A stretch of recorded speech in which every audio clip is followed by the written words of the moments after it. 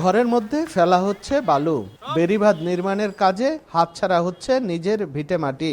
অসহায় চোখে উদ্বাস্তু হওয়ার আতঙ্ক। ভোলার তজুমউদ্দিনের জেলেপল্লীর ২ শতাধিক পরিবার জানে না কোথায় হবে বাসস্থান। মেঘনার ভাঙনে সর্বস্ব হারিয়েছিলেন দালালকান্দি গ্রামের মাইনুর বিবি। ৭ বছর আগে সুইলিশ গেট এলাকায় ২% জমির উপর ঘর তুলে আবারও ঘুরে দাঁড়ানোর চেষ্টা। তবে এবার ঘরের জমিটুকু পানি উন্নয়ন বোর্ডের বাঁধের মধ্যে পড়ায় আশ্রয়হীন হওয়ার আতঙ্কে দিশেহারা মাইনুর বিবি। মরতে মরতে আর কোনো মরণের কোনো ইয়া নাই। আমরা এই ভাঙ্গার পরে আমরা একা কোনো থাউন না যাগন আমরা গাঙ্গে ফারি জাপ দিতাম, আর নলে আমরা ফারি বেকু যে মাটি হালাইবে বেকুর তলে আমরা হুই থাকতাম, আর কোনো উপায় নেই আঙ্গ।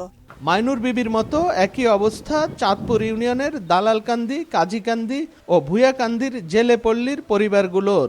২০১৮ সালেও বাঁধ নির্মাণের জন্য ঘরবাড়ি সরাতে হয়েছিল তাদের।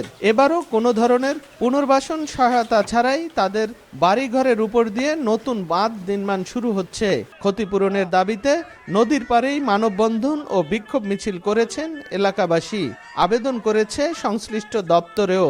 জায়গা দেই না দেখে, ঘর সারি না দেখে আমাকে ঘর দুয়ার ভাঙ্গা লাইতে আছে, আমাকে এনতে উড়িয়ে দিতেছে। আমরা যাবো কই? এখন আমরা নিরুপায় অসময় মানুষ, আমরা এখন কই যাবো?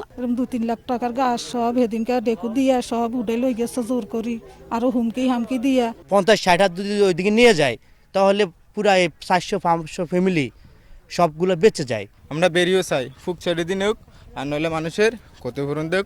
যদি বেরি পশ্চিম দিয়ে নেয় তাহলে আমাদের পুনর্বাসনের ব্যবস্থা করে দিতে হবে, আর না হয় আমাদের লাশের উপর দিয়ে বেরিয়ে নিতে হবে। পুনর্বাসন করতে হবে।